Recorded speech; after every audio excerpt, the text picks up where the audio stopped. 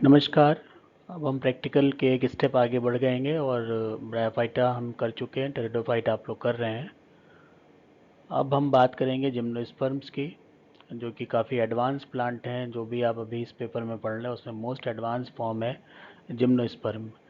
इसमें बेसिकली हमें मॉर्फोलॉजी और एनाटॉमिकल फीचर उनके वेजिटेटिव और रिप्रोडक्टिव स्ट्रक्चर्स के देखने होते हैं।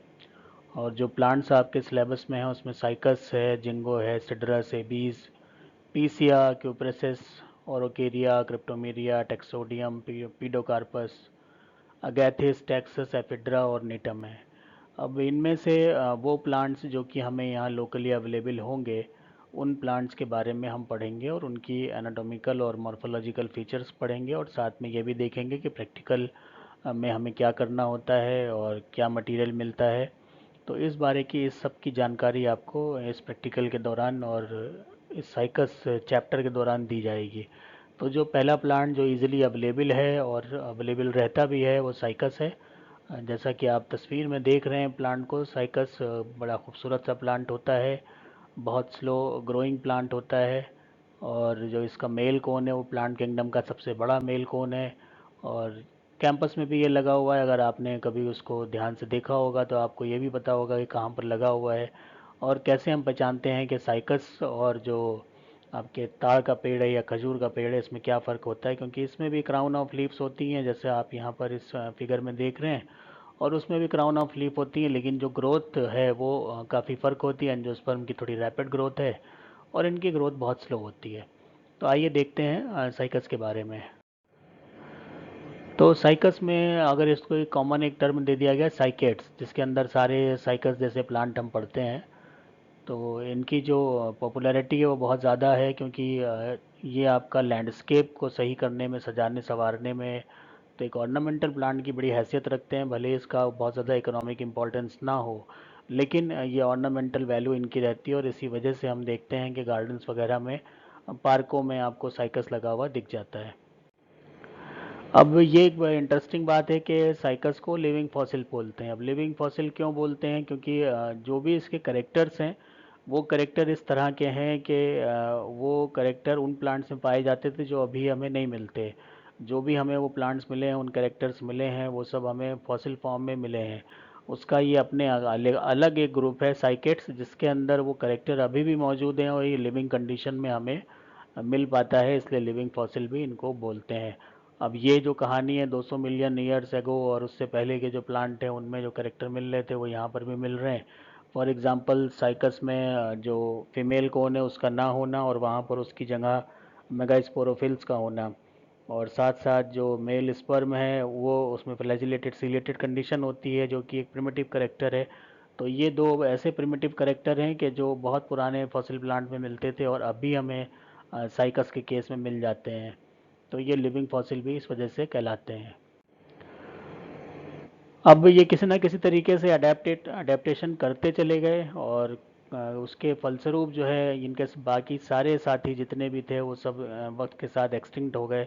लेकिन इनमें एनाटॉमिकल जो करेक्टरिस्टिक थे वो ऐसे इन्होंने चेंज किए, और जो इसकी प्लांट की फिजियोलॉजी है वो भी इस तरह से चेंज हुई कि इन्होंने अपने आप को सरवाइव रखा। और इतने सालों साल गुजरने के बाद जब आप देखते हैं कि इसके साथ के जो भी प्लांट्स हैं वो हमें नहीं मिल रहे हैं, और हम फॉसिल्स में उनको पढ़ रहे हैं और इसको हम पढ़ते हैं कि ये लिविंग है, तो कारण यही है कि अडेप्टेशन जो है इसका बहुत अच्छा रहा गुजरते वक्त के साथ में। और जिस वजह से ये प्लांट्स हमें जो भी क्लाइमेटिक कंडीशन है उसमें अडेप्ट होते चले गए। जो भी ज़मीन की, धरती की क्लाइमेटिक कंडीशन बदलती रही वक्त वक्त पे, उसके हिसाब से अडेप्टेशन करते गए। तो जो अडेप्ट कर रहा है वो सरवाइव कर रहा है। डार्विन ने हमें बताया है कि सर्वाइवल ऑफ द फिटेस्ट, तो पुराना होते हुए भी फिट बैठ रहा है क्लाइमेटिक कंडीशन में, इस वजह से हम इसको देख लेते हैं। नहीं तो इसके साथ ही सब एक्सटिंक्ट हो गए। अब इसमें साइकेट या साइकस बोले बात लगभग एक ही होती है। अब इसमें एनाटॉमी हम पढ़ना है, इसमें मॉर्फोलॉजी पढ़ना है। तो सीट की जो एनाटॉमी है वो एक अच्छा करेक्टर हो जाता है एवोल्यूशन को समझने में, क्योंकि यहाँ पर हम देखते हैं कि जो सीड्स हैं उनके करेक्टरिस्टिक वैसे हैं जो कि प्रिमिटिव प्लांट के होते हैं। और इसमें पहली दफ़ा जो है वो इंटेगुमेंट की जो शुरुआत है वो मानी जाती है। तो अगर अब आपने अंडर ग्रेजुएट में पढ़ा है साइकस, तो वहाँ पर आप एलएस ऑफ सीड बनाते हैं, उस एलएस ऑफ सीड में, एलएस ऑफ ओव्यूल में काफ़ी ऐसी चीज़ें आपको दिख जाती हैं जो कि आजकल के प्लांट्स में भी मिलती हैं। तो एक तरह से हम ये भी कह सकते हैं कि ये अपने आप को तो बचा के रखा ही रखा है इसने, साथ में दूसरे प्लांट्स को भी पनपने का एक मौका दिया, और उसके फलस्वरूप जो एडवांस फॉर्म है इनके जिम्नोस्पर्म के वो बने, और धीरे धीरे वो जिम्नोस्पर्म से एंजियोस्पर्म की तरफ इवोल्यूशन आ गया। तो यहाँ पर भी उन्हीं तरह जो है वो वुड वगैरह पाई जाती है, और इसकी वुड से स्टार्च भी मिलता है जिसको सागो पाम कहते हैं। और ये सागो पाम काफ़ी ये न्यूट्रिटिव होता है और बहुत जगह खाया जाता है। इसके अलावा जो एरिकेसी फैमिली जो एंजियोस्पर्म की है उसके भी स्टेम से इसी तरह से स्टार्च निकलता है, उसको भी सागो पाम कहते हैं। तो सागो पाम साइकस और जो आपका एरिकेसी दोनों में ही कहलाता है। अब यहाँ पर जो स्टेम है वुडी होता है, लेकिन शल्क होते हैं, जिस तरह से लीफ स्कार्स वगैरह होते हैं जैसे ताड़ के पेड़ में होते हैं, खजूर के पेड़ में होते हैं, उसी तरह से इसमें भी होते हैं। और ये एवरग्रीन रहता है क्योंकि नीचे की पत्तियाँ टूटती रहती हैं और ऊपर की तरफ जो है ये ग्रोथ करता रहता है, और हमेशा क्राउन ऑफ लीफ इसके एकदम टॉप पे बना रहता है। तो ये जिम्नोस्पर्म के जितने भी प्लांट्स हैं वो मोस्टली एवरग्रीन प्लांट्स हैं, क्योंकि इन्होंने अपने आप की अडेप्टेशन इतनी अच्छी करी है कि ये कम से कम और ख़राब से ख़राब सुविधाओं में भी अपने आप को सरवाइव करते हैं।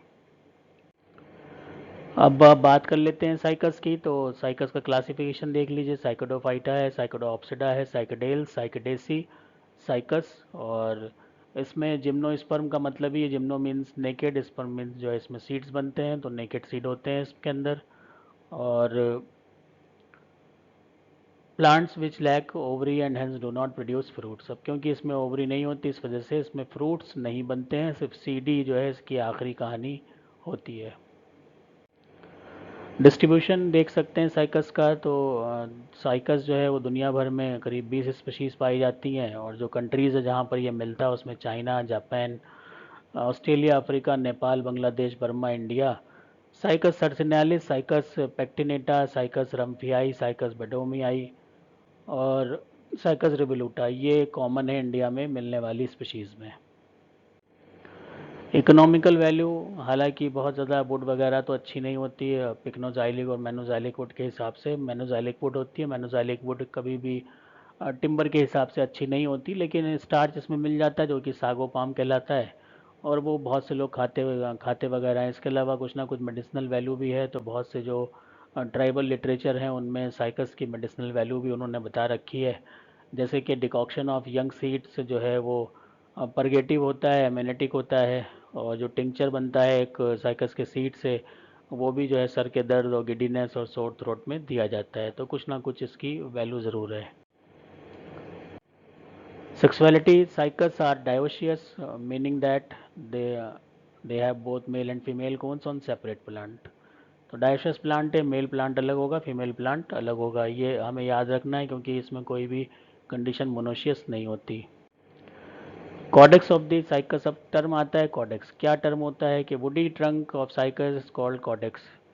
दे can vary considerably in size, some are very, बहुत बड़े बड़े होते हैं, ऑरेंजिश कलर के भी हो सकते हैं, और साथ में कॉलमनर ट्रंक होता है जो कि 50 फीट तक हवा में ग्रो कर सकता है। और इसके बिल्कुल टॉप पर जो है वो लीव्स का क्राउन होता है, बीच में कुछ भी नहीं होता, स्टेम के बीच में नीचे कुछ नहीं होता, जिसकी वजह से इसको कहते हैं कॉडेक्स। तो बस ऐसा मिलेगा आपको, ये हो गया। और यहाँ पर एक लीफ का क्राउन मिल रहा है, यहाँ कुछ नहीं, यहाँ कुछ नहीं, कभी कभी छोटे छोटे ऑफसेट निकलते हैं। तो वो ऑफसेट इस तरह के नहीं होते कि जिससे आप उसको कह दें कि ये पूरी अच्छी लीव्स हैं और यहाँ पे ब्रांचिंग हो रही है। तो कोई ब्रांचिंग नहीं है, कोई यहाँ पर लीव्स नहीं है, तो इसको कहते हैं caudex. Cycas can also produce basal offsets. नीचे की तरफ जो मैं बता रहा था कि ये स्टेम अगर मान लीजिए तो नीचे की तरफ कभी कभी ये छोटे छोटे ब्रांचेस से निकलती हैं, इनको कहते हैं ऑफसेट, और ये जब टूट जाते हैं पेरेंट प्लांट से तो नए प्लांट को बना देते हैं। तो यहाँ पर हमेशा स्टेम में आपको लीफ स्कार्स वगैरह सब मिल जाते हैं, और जो स्टेम होता है सबटेरेनियन होता है। साइकस की रूट स्पेशल होती हैं, दो तरह की होती हैं, एक तो नॉर्मल रूट होती हैं और दूसरी जो है कोरोलाइड रूट होती हैं, जो कि कोरल की तरह लगती हैं, जैसे कोरल रीफ्स ग्रो करती हैं उसी तरह ये लगती हैं ग्रो करते हुए। और ये खास बात ये है कि एपोजियोट्रॉपिक होती हैं, ग्रेविटी की तरफ मूव नहीं करती हैं और ज़मीन के ऊपर ही चलती हैं। कभी भी सॉइल के अंदर नहीं जाती, इसलिए एपोजियोट्रॉफिक भी इसको बोलते हैं। इन लीव्स के अंदर हमें जो कॉर्टेक्स है वो बटा हुआ दिखाई पड़ता है, और जो इसका मिडिल कॉर्टेक्स है उसमें ब्लू ग्रीन एल्गी वगैरह भी मिल जाती हैं। इस वजह से ये नाइट्रोजन को एसिमुलेट करने के लिए अच्छा माना जाता है, और बहुत बार एग्ज़ाम में कोरोलाइट रूट पूछी भी जाती है। तो यहाँ पर यही सब डिटेल दी है। अब ये मैं इतना डिटेल में इसलिए नहीं बता रहा हूँ क्योंकि बीएससी में आपने साइकस को बहुत अच्छी तरह पढ़ा होगा, इसमें कोई हमें शक नहीं है। और आप जानते हैं कि वहाँ नॉर्मल रूट है, कोरोलाइड रूट है, स्टेम है, लीफ है, लीफलेट्स हैं, यही सब बातें हैं जो इसमें आएंगी। तो जैसे जैसे आती जाएंगी वैसे वैसे मैं बताता जाऊँगा। और बाकी ये है कि अभी फिगर से आपको क्लियर हो जाएगा कि कहाँ पर मिलते हैं। अब लीव्स जो साइकस की होती हैं, वो आप देखते हैं कि बड़ी बड़ी लीव्स होती हैं इस तरह की, और पिन्नेटली कंपाउंड लीफ होती हैं। तो ऐसे ये लीफ बड़ी बड़ी बन जाती हैं, जैसे कि हम खजूर में देखते हैं। सेंट्रल में एक पेटियोल होता है जिसको रैकिस कहते हैं, और उसमें ये लीफलेट्स निकली होती हैं, ये लीफलेट्स हैं ये दोनों। और ये बीच वाला पोर्शन जो है इसको रैकिस कहते हैं, या पेटियोल कह सकते हैं। नीचे जहाँ खाली है उसको तब पेटियोल कहेंगे, और जहाँ पर ये लीव्स आ गई हैं, लीफलेट आ गई हैं, तब उसको हम रैकिस कहेंगे। यहाँ से काटेंगे तो पेटियोल बोल देंगे, यहाँ से काटेंगे तो रैकिस बोल देंगे। कोई बड़ा फ़र्क नहीं होता, सिवाय उसमें जो लीव्स हैं वो निकलना शुरू कर देती हैं, तो इसमें कम थोड़ा सा ऐसे सा स्ट्रक्चर बनता है, ये दो आर्म बन जाती हैं। तो ये रैकिस की हो गई। और अगर अगर इसमें लीव्स ना हो तो ये लगभग ऐसा बनता है, ये हो जाएगा पिट्यूल। लीफलेट्स, लीफलेट्स का मतलब कि जब ये हमने ये तो पूरी लीफ थी, अब इसका एक पार्ट हम बात करें तो ये लीफलेट हो जाएगी। सिंपल होती है, नियरली राउंड होती है, बड़ी बड़ी होती हैं, और इनको रफल्स भी कहते हैं क्योंकि इसमें रिजेस वगैरह होती हैं। और जो इनकी एज है वो सॉफ्ट होती है। कभी कभी इसमें स्पाइंस भी कुछ स्पीशीज़ में मिल जाते हैं। और ग्लॉसी होती हैं, चमकीली सी पत्तियाँ होती हैं। क्लीन होती हैं वैसे तो, लेकिन कभी कभी हेयरी भी मिल जाती हैं। जब शुरू होती हैं ग्रो करना तब थोड़े हेयर्स होते हैं, बाद में एकदम चमकीली हो जाती हैं वैक्सी कोटिंग की वजह से। और जब शुरू में निकलती हैं तो इस तरह से इसमें सरसनेज वर्नेशन भी मिल जाता है। यहाँ पर आप ये देख लीजिए, ये रैकिस वाला पार्ट है और ये लीफलेट्स हैं। तो ये तो लीफलेट्स हो गई और ये रैकिस हो गया।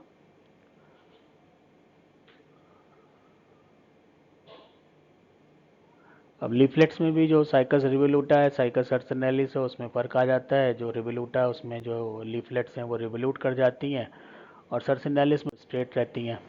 उसके बाद जो पहचान का कारण बनते हैं वो इसके कोन्स होते हैं। अब इसमें मेल कोन जो है वो बहुत बड़ा होता है, फीमेल कोन बनता नहीं है, लेकिन उसकी जगह वो थोड़ा सा एक लूज सा कोन बनता है जिसको जो मेगास्पोरोफिल से बनता है। तो यहाँ कॉम्पैक्टेड फीमेल कोन नहीं होता, एक प्रिमिटिव करेक्टर है, इसीलिए लिविंग फॉसिल में भी इसको रखा जाता है। और ये मैंने बताया था कि लिविंग फॉसिल में रखने के दो मेजर कारण हैं, एक तो जो मेल स्पर्म है उसका सिलेटेड होना, दूसरा मेगास्पोरोफिल्स का कॉम्पैक्टेड कोन ना बनाना। तो वो कंडीशन यहाँ पर हमें मिल जाती है। फीमेल कोन जो है वो लार ये भी थोड़े बड़े बड़े होते हैं। साइकस में सारी चीज़ें जो हैं प्लांट किंगडम की बड़ी ही होती हैं, चाहे मेल कोन हो, मेगास्पोरोफिल हो, या जो मेल स्पर्म है, वो सब प्लांट किंगडम का बड़ा माना जाता है। यहाँ पर आप ये देखिए मेगास्पोरोफिल्स की बहुत खूबसूरत तस्वीर है। ये ओव्यूल आपको नेकेड दिख रहे हैं ऑरेंजिश कलर के, और ये ऊपर का जो स्पोरोफिल वाला पार्ट है वो दिख रहा है। तो ये इसी तरह से होते हैं। अब ये कॉम्पैक्ट अगर हो जाते तो ये कौन सा बना लेते, लेकिन ऐसा नहीं होता। यहाँ पर प्रिमिटिव करेक्टर की वजह से ये कॉम्पैक्टेड कंडीशन नहीं होती। मेल कोन जो होंगे वो बहुत बहुत कॉम्पैक्टेड अरेंज होते हैं और बहुत बड़े, प्लांट किंगडम के सबसे बड़े होते हैं। और ये जो है इनमें आपको ग्रोथ के हिसाब से कॉम्पैक्टनेस कम या ज़्यादा मिलती है। जब यंग होते हैं तो बहुत करीब करीब होते हैं उनके जो माइक्रोस्पोरोफिल्स हैं, और जैसे जैसे मैच्योर होते हैं तो उनके बीच की दूरी बढ़ जाती है ताकि उसमें से पॉलन निकल के और फर्टिलाइजेशन की प्रोसेस को कर सकें। ये देखिए आप, इसमें ये मेल कोन है, प्लांट किंगडम के सबसे बड़े मेल कोन में ये कोन आता है। तो बिल्कुल ये वुडी टाइप का होता है, ये अपने आप में एक माइक्रोस्पोरोफिल है। ये जितने भी आप देख रहे हैं ये सब माइक्रोस्पोरोफिल्स होते हैं।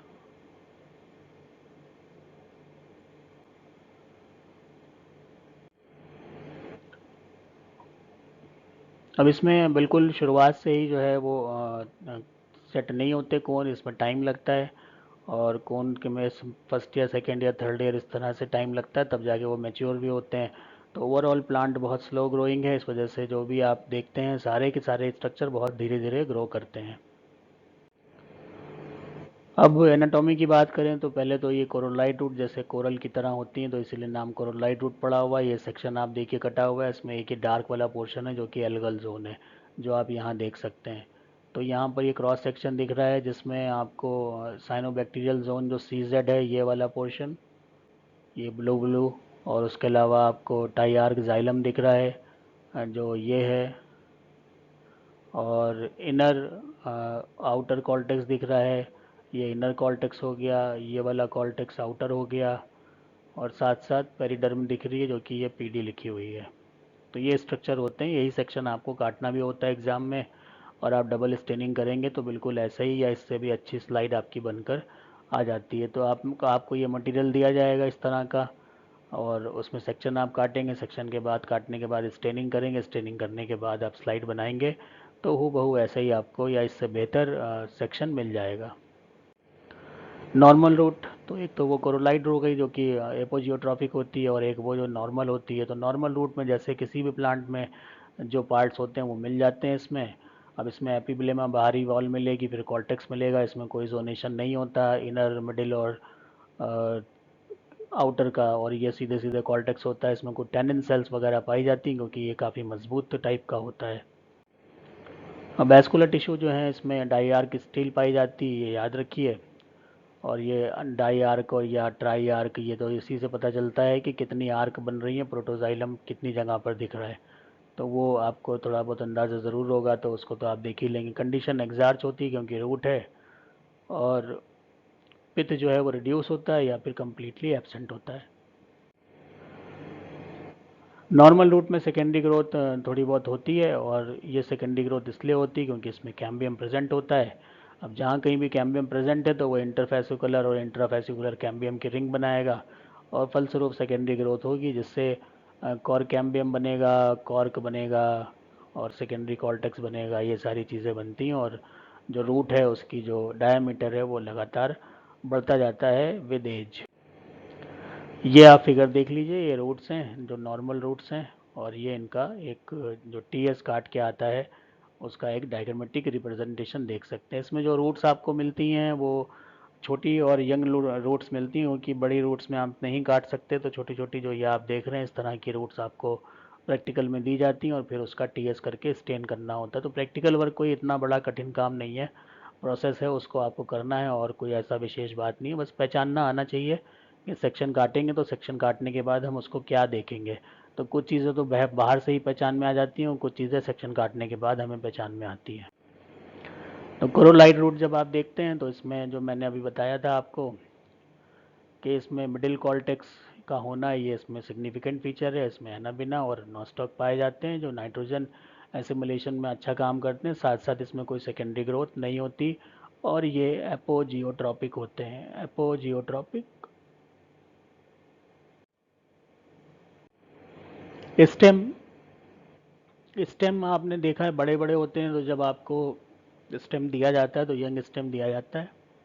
जो पतले पतले होते हैं छोटे स्टेम होते हैं, कम डायमीटर वाले, और उनका भी सेक्शन आप करेंगे तो जैसे कोई भी आप एंजियोस्पर्म का सेक्शन करते हैं वही चीज़ें इसमें दिखेंगी।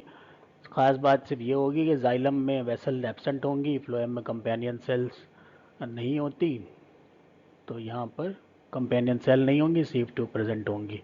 यही देखना होता है, बाकी वही है, एपिडर्मिस है, कॉर्टेक्स है, एंडोडर्मिस, पेरिसाइकिल, ये सब चीज़ें आपको वहाँ पर मिल जाएंगी।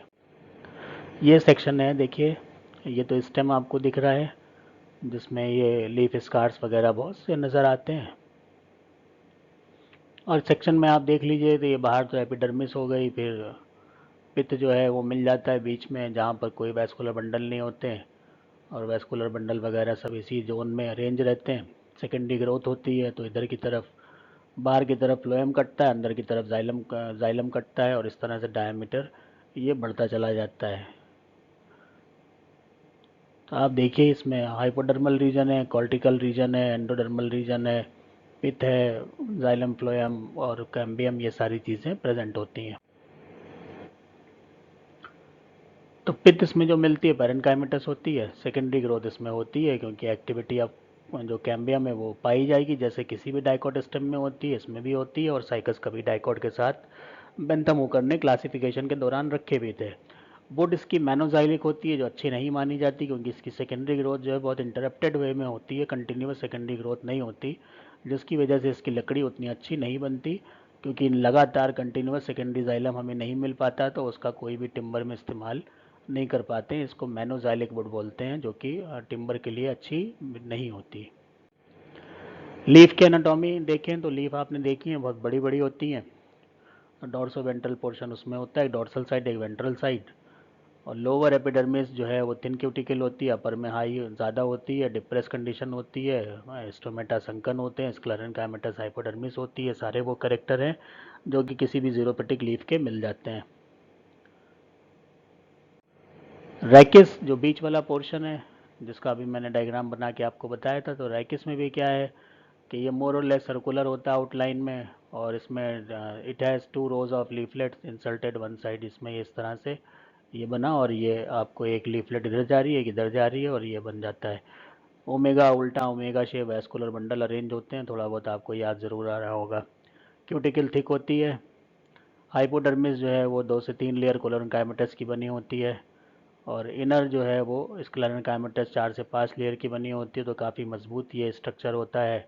डिप्लोजाइलिक कंडीशन पाई जाती है, और सेंट्रीफ्यूगल और सेंट्रीपिटल जाइलम भी इसमें मिल जाता है। जाइलम जो जो वैस्कुलर बंडल है कंजॉइन कोलेटरल और ओपन टाइप के होते हैं। ये फिगर है जो आपको बनाना भी होता है जब प्रैक्टिकल मिलता है, तो ये आप रैकेस को देख लीजिए,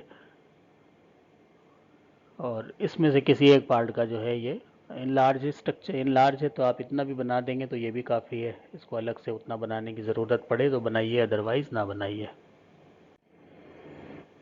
ये लीफ आपको दिख रही है, और ये वो मार्जिन है जो कि रिवोल्यूटा में रिवोल्यूट कर जाते हैं, इस तरह से घूम जाते हैं, इसको कहते हैं साइकस रिवोल्यूटा। और अगर ये स्ट्रेट होते तो साइकस सर्सिनेलिस या दूसरी जो स्पीशीज आपको बताई हैं बेडोमियाई, रॉक्स बर्गाई, वो सब होती हैं। ये पूरा ही एक लीफ है और इसके अंदर ये ढेरों लीफलेट्स हैं। तो लीफलेट में भी वही होगा, हाइपोडर्मिस होगा, मीजोफिल होगा, अपर एपिडर्मिस, लोअर एपिडर्मिस, और उसमें वही क्यूटिकल कम और ज़्यादा, संकन, स्टोमेटा, ये सब इसमें करेक्टर होते हैं जो कि किसी भी जीरोफिटिक लीफ के होते हैं। ट्रांसफ्यूजन टिश्यू इसका इंपॉर्टेंट पार्ट होता है। इसमें आप ट्रांसफ्यूजन टिश्यू देखते हैं जो कि कंसिस्ट करता है 2 small group of short and white racquet-like cells with thickening or pits in their wall. A few layers of transversely elongated cells are present in both the wings between palisade and spongy parenchyma. तो palisade और spongy parenchyma के बीच में ये जाता है, तो इसको इसलिए बोलते हैं transfusion tissue. These layer are called accessory transfusion tissue और secondary transfusion tissue.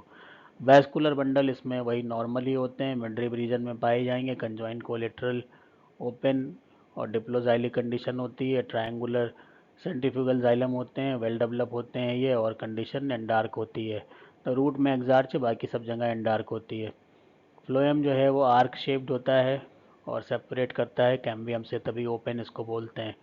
Phloem consist of sieve tube और phloem parenchyma, companion cells absent होती हैं। बिल्कुल वही बात है जो स्टेम में होती है, क्योंकि उसी का कंटिन्यूस जो वैस्कुलर सप्लाई है वो लीफलेट में आती है। ये फिगर आप देखिए, ये सेक्शन का सेक्शनल व्यू है जिसमें हम हर चीज़ को देख सकते हैं। अपर एपिडर्मिस हो गई, फिर हाइपोडर्मिस हो गई, पैलिसेड हो गई, पैलिसेड के बाद ये लंबे लंबे सेल्स आ गए जिनको ट्रांसपोजन टिश्यू कह रहे हैं। उसके बाद स्पॉन्जी मीजोफिल्स आ गया, फिर ये वेस्कुलर बंडल में जाइलम आ गया, फ्लोएम आ गया। स्टोमेटा जो है वो संकन टाइप के होते हैं, तो उसको प्रोटेक्टेड भी लिख सकते हैं, और बंडल शीट सेल होती है यहाँ पर। ये C4 वाला करेक्टर है बंडल शीट सेल का। Mesophyll tissue is differentiated into upper palisade और स्पॉन्जी पैरेंट। मीजोफिल हो गया ऊपर और नीचे, जो डायग्राम में अभी देखा, उनके बीच में ट्रांसफ्यूजन टिश्यू जाता है। कंजॉइंट कोलेट्रल वैस्कुलर बंडल होते हैं, कंडीशन मिजार्क होती है, सेंट्रीपिटल और सेंट्रीफ्यूगल दोनों जाइलम इसमें पाए जाते हैं। अब ये आप इसमें जो जो डायग्राम बनाना होता है जिस तरह का, ये तो ऐसा है कि ये सेमी डायग्रामेटिक है, सेलुलर नहीं है, ये सेलुलर डायग्राम है और ये सेलुलर डायग्राम है। जो समझ में आया वो बना सकते हैं। ये जो मार्जिन है ये घुमा हुआ है, इसका मतलब ये रिवोल्यूटा की जो लीफलेट है वो बनाई गई है। रिप्रोडक्शन, वेजिटेटिव रिप्रोडक्शन होता है जो कि बहुत फेमस होता है बल्बिल के द्वारा। और बल्बिल स्टेम के जो नीचे का पार्ट है और वहाँ पर बनते हैं। इसके अलावा जो परसिस्टेंट लीफ बेसिस हैं उसके आसपास भी बन जाते हैं। और ये अगर मेल प्लांट में बने हैं तो ये मेल प्रोड्यूस करेंगे, फीमेल प्लांट में बने हैं तो ये फीमेल प्रोड्यूस करेंगे, क्योंकि ये बिल्कुल वही होते हैं जो इनके पेरेंट होते हैं। सेक्सुअल रिप्रोडक्शन में मेल और फीमेल प्लांट अलग अलग होते हैं, ये शुरू में बात हो गई थी। और इसमें साइकस जो है मेल स्ट्रोबाइलस होता है जो कि कोन कहलाता है। ये सबसे बड़ा होता है, लगभग 40 से 80 सेंटीमीटर लेंथ का होता है। Among the largest one of the largest से लार्जेस्ट ही कह सकते हैं। Each male cone consist of several microsporophyll, बहुत सी माइक्रोस्पोरोफिल कॉम्पैक्टली अरेंज होती हैं, स्पायरली अरेंज होती हैं सेंट्रल एक्सिस के, जिस तरह से भुट्टा उट्टा देखा हो उसी टाइप का होता है। Each microphyll is woody, brown colour की होती हैं। हॉरिजॉन्टली फ्लैटेंड होती हैं, नैरो बेस होता है, ऊपर की तरफ चौड़े होते हैं, एपोफाइसिस वगैरह इसमें मिल जाती है। और फिर वो अंदर की तरफ पोलन ग्रेन्स में होते हैं, जहाँ पर जो मियोटिक डिवीजन होती है माइक्रोस्पोर मदर सेल से और माइक्रोस्पोर एंजियम के अंदर ये प्रोसेस होती है। तो अल्टीमेटली हमें हैप्लॉइड माइक्रोस्पोर्स या मिल जाते हैं जो कि मेल गैमेट की तरह काम करते हैं। ये इसका डायग्रामेटिक व्यू है और ये इसका एलएस है, जहाँ पर ये सब जितने भी आप देख रहे हैं ये सब माइक्रोस्पोरोफिल हैं और यहाँ पर ये पोलन ग्रेन लगे हुए हैं। फीमेल गैमेटोफाइट, ये मेगास्पोर जो होती है वो डेवलप करती है और फीमेल प्रोथैलस बनता है जिसको एंडोस्पर्म भी कह सकते हैं। न्यूसिलस वगैरह इसमें सब होता है और 2 से 8 तक आर्चिगोनिया का ग्रुप होता है। लार्ज एक न्यूक्लियस होता है, वेंट्रल कैनाल न्यूक्लियस होता है, archegonial chamber found above the archegonia. Archegonia में ही ये सारे काम होते हैं। Megasporophyll consider to be modified leaves, अब ये लोगों ने माना है कि मॉडिफिकेशन लीफ का होता है जिसके ऊपर स्पोर बन जाता है। ये टेरिडोफाइट में जब आप पढ़ेंगे तो वहाँ से ये बात शुरू होती है और इसको साइकस रिटेन करता है। बाकी जो जिम्नोस्पर्म है उन्होंने इस तरह से मेगास्पोरोफिल नहीं बनती है जिस तरह से इसमें बनती है। ये प्रिमिटिव करेक्टर है, इसीलिए लिविंग फॉसिल्स में इसको बोला जाता है। ओव्यूल जो हैं वो किनारे की तरफ बनते हैं और जो इनकी गिनती है 2 से 10 तक हो सकती है अकॉर्डिंग टू स्पीशीज़। तो यहाँ पर ये आप चित्र देख लीजिए, जो मेगास्पोरोफिल्स दिख रहे हैं ये सिंगल एक मेगास्पोरोफिल है और ये किनारे की तरफ बनते हुए ओव्यूल आपको दिखाई पड़ रहे हैं। ये ऊपर का इसका पार्ट हो गया, नीचे का स्टॉक हो गया जिसको आप पेटियोल कहते हैं लीफ में, वो यहाँ पर स्टॉक हो जाएगा। और ये बात हो गई वो रेफरेंसेस के बारे में जहाँ से ये सारी मटेरियल आपको आपकी सेवा में प्रस्तुत किया गया। तो अब इसके बाद हम इसमें जो प्रैक्टिकल का पार्ट है वो देखेंगे कि किस तरह हमें करना होता है प्रैक्टिकल। तो अब इसमें कोई सवाल हो तो ये पूछ के फिर हम लोग प्रैक्टिकल वाला पार्ट आगे देखते हैं।